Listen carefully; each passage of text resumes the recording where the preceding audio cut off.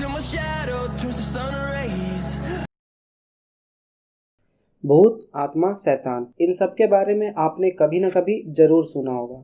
अब आप चाहे इन पे यकीन करते हो या नहीं, लेकिन लोग जिस आत्मविश्वास के साथ इनके बारे में बताते हैं वो आपको भी भूतों के अस्तित्व के बारे में सोचने पर मजबूर कर देता होगा। और जब हमारे परिवार के लोग जिनकी बातों पर हमें भरोसा होता है, जब उनसे हम भूत प्रेतों के बारे में सुनते हैं, तब हमें भी ये लगने लगता है कि इन सब बातों में कुछ न कुछ सच्चाई तो जरूर होगी। इस वीडियो में हम यही जानने की कोशिश करने वाले हैं कि इन सब चीजों में कितनी सच्चाई है और कितना सिर्फ हमारा वहम। हम किसी के बिलीव को तो चेंज नहीं कर सकते हैं, पर इस वीडियो को देखने के बाद आप चीजों को अलग नजरिए से देखना शुरू जरूर कर देंगे। डर हमारे जीवन का वो सच है जिसे ना चाहते हुए भी हमें अपनाना पड़ता है। दुनिया में भूतों को देखने और महसूस करने का दावा करने वाले लोगों की कोई कमी नहीं है। आइए हम कुछ ऐसी ही भूतों की अवधारणाओं को देखते हैं और उनके पीछे के साइंटिफिक कारणों को समझते हैं। सबसे चर्चित अवधारणा है किसी के शरीर पर किसी आत्मा का हावी होना। इस कंडीशन में उस इंसान का खुद के शरीर पे कोई भी कंट्रोल नहीं होता है। वो अजीब अजीब बातें करना शुरू कर देता है और उसे मरे हुए लोग, भूत और अजीब अजीब चीजें दिखना और सुनाई देना शुरू हो जाती है, और ये सब कुछ उस इंसान को बिल्कुल असली ही लगता है। एक नॉर्मल इंसान जब ऐसी घटनाओं को देखता है तो बिना किसी दूसरे नजरिए से देखे और रियलिटी को नकारते हुए ऐसी घटनाओं का कारण भूतों को मान लेता है। आइए अब जरा इस घटना को हम साइंटिफिक व्यू से देखते हैं। ये पाया गया है कि लगभग वो सारे लोग जिनके ऊपर आत्मा हावी होने का दावा किया गया है, वो सभी लोग किसी न किसी मानसिक रोग से पीड़ित थे या उन्हें कोई ना कोई साइकोलॉजिकल प्रॉब्लम थी। भूतों और डरावने क्रिएचर्स का दिखना और आवाजों का सुनाई देना, या अपनी मनगढ़ंत दुनिया में इतना खो जाना कि उसे ही असली दुनिया समझने लगना, कोई ऐसा बिलीव जो रियलिटी में कभी सच नहीं हो सकता है, उस बिलीव को धीरे धीरे सच समझने लगना, इन दोनों कंडीशंस को हेलुसिनेशन और डिल्यूजन बोला जाता है, जो कि एक मानसिक बीमारी स्किज़ोफ्रेनिया के कारण होती है। स्किज़ोफ्रेनिया से परेशान लोग अजीब हेलुसिनेशन, डिल्यूजन फील करने के साथ साथ अजीब अजीब तरीके से बात करने लगते हैं और अपने भ्रम में जीना शुरू कर देते हैं। और जहां तक बात लोगों के चीखने, चिल्लाने और अजीब तरह से शरीर को मोड़ने और खुद को नुकसान पहुंचाने की है, तो ये सब भी हिस्टीरिया नाम की एक मेंटल इलनेस के वजह से होता है। ज्यादातर पेशेंट्स डरावने माहौल में रहते रहते परेशान होकर सुसाइड अटेम्प्ट करते हैं। स्किज़ोफ्रेनिया जैसे मानसिक बीमारी का ट्रीटमेंट तुरंत नहीं किया जा सकता है। इसके ट्रीटमेंट में सालों तक शेड्यूल्ड मेडिसिन लेने की जरूरत होती है। दुख की बात यह है कि हम ऐसी सीरियस बीमारी को भूत से रिलेट करके डॉक्टर्स के बजाय तांत्रिक बाबाओं और झाड़ फूक के बहकावे में आ जाते हैं और सही ट्रीटमेंट नहीं करवाते हैं। आपने सुना होगा कि कई बार डॉक्टर्स खुद झाड़ फूक करवाने और तांत्रिक के पास जाने की सलाह देते हैं। तो क्या डॉक्टर्स भी भूतों में यकीन करते हैं? इसका जवाब आपको वीडियो के एंड में मिलेगा। और डिस्क्रिप्शन में एक ऐसी लड़की की स्टोरी का लिंक है जिसने सही टाइम पे अपनी बीमारी को समझा और सही ट्रीटमेंट करवाकर आज एक नॉर्मल लाइफ जी रही है।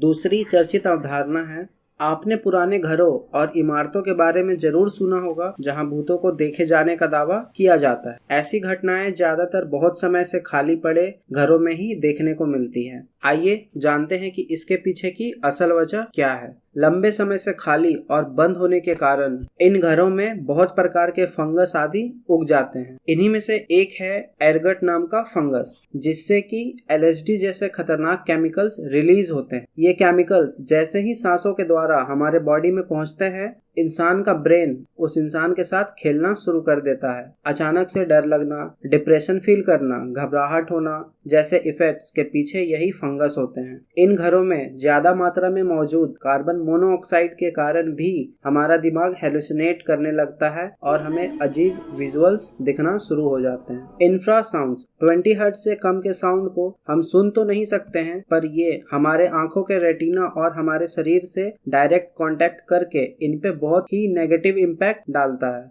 इलेक्ट्रोमैग्नेटिक वेव के कम या ज्यादा होने के कारण हमें उस जगह पर किसी एनर्जी के प्रेजेंट होने का एहसास होता है। एक नॉर्मल सुनसान पड़ा घर कुछ भूतों की कहानियों और इन सभी कारणों की वजह से एक हॉन्टेड हाउस में चेंज हो जाता है। इसीलिए जो पैरानॉर्मल रिसर्चर्स होते हैं वो जब हॉन्टेड घरों में जाते हैं तब वह भूत को ना ढूंढकर इन सभी कारणों को खोजने की कोशिश करते हैं जिनके कारण लोगों को वहां पर डर लग रहा होता है। दुनिया के सभी कल्चर और रिलीजन आत्माओं में बिलीव करते हैं। ऐसी बहुत सारी घटनाएं हैं जिनका हमारे पास कोई एक्सप्लेनेशन नहीं है। इसीलिए हम इन घटनाओं के पीछे के कॉम्प्लिकेटेड एक्सप्लेनेशंस को खोजने से ज्यादा आसान सारा ब्लेम भूतों पे डालना पसंद करते हैं। आज भी दुनिया के 45% लोग भूतों में विश्वास रखते हैं और 28% लोग तो भूतों को देखने का दावा करते हैं। तो क्या भूत सच में होते हैं? अक्सर भूतों से हमारा मतलब आत्माओं से होता है। इंसान के मरने के बाद भी उसकी चेतना किसी दूसरे रूप में मौजूद रहती है। वैसे लोग जो साइंटिफिक व्यू रखते हैं और आत्माओं के अस्तित्व को भी मानते हैं, उनके विश्वास के पीछे का कारण